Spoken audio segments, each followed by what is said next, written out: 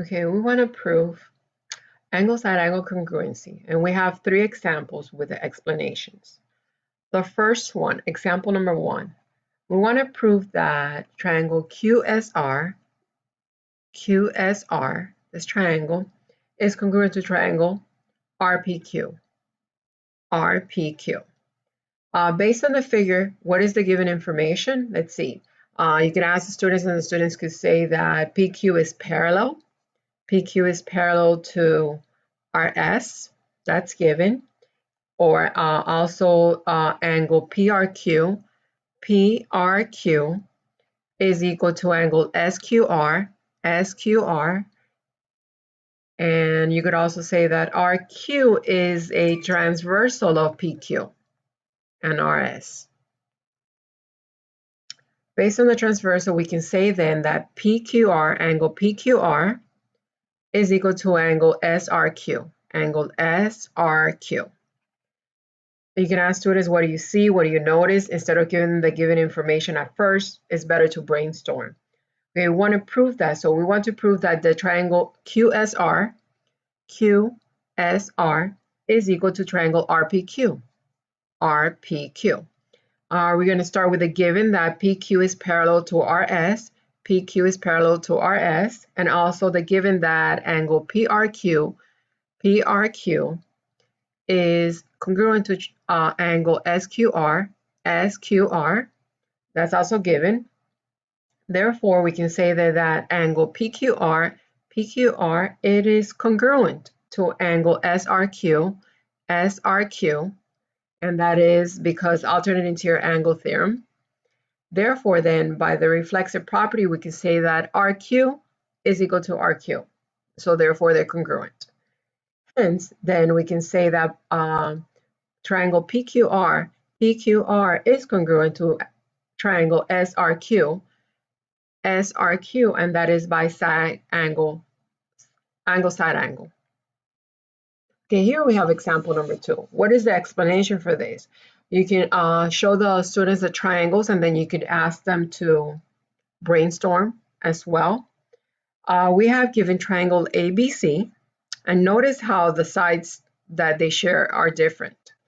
Okay, triangle ABC is an isosceles triangle, and angle BAC is bisected by segment AM. So therefore, this is the midpoint. This is the angle bisector. We want to show that triangle BAM is congruent to triangle CAM. We want to show that these two triangles are congruent. Have students work on the proof and elbow partner to check for understanding. They could compare and see if they have it right before you go over it. And then show the different examples to the class of the different proofs that the students come up with. Okay, we have the following. Given that this triangle, ABC, is an isosceles triangle, and it's given this side is congruent to this side, and angle BAC is bisected by segment AM, we want to prove that triangle BAM, this triangle, is congruent to triangle CAM, this triangle. We have that BA equals CA. These two sides are equal by the isosceles triangle theorem. We also have that angle ABC is congruent to angle ABC is congruent to angle ACB, and that is by also the isosceles triangle theorem. Therefore, by the definition of angle bisector, since segment AM is the angle bisector, we can say that angle BAM is congruent to angle CAM. Therefore, we can say then that triangle BAM is congruent to triangle CAM by angle side angle congruency. And then we have the last case number 3. So we're going to do example 3. Given that we have, and you could do the same thing, you could ask the students to brainstorm, come up with a proof with what's given before it. You can go over what's given with them. Okay, given that side AB is parallel to side CD and is the midpoint of segment AD, Therefore, this is the midpoint. Then we can say that have students come up with the proofs to show that this triangle is equal to this triangle. Triangle AEB is congruent to triangle DEC. Okay, given that these two sides are parallel and E is the midpoint, then we can say that AE, this side, is equal to ED, and that is by the definition of midpoint.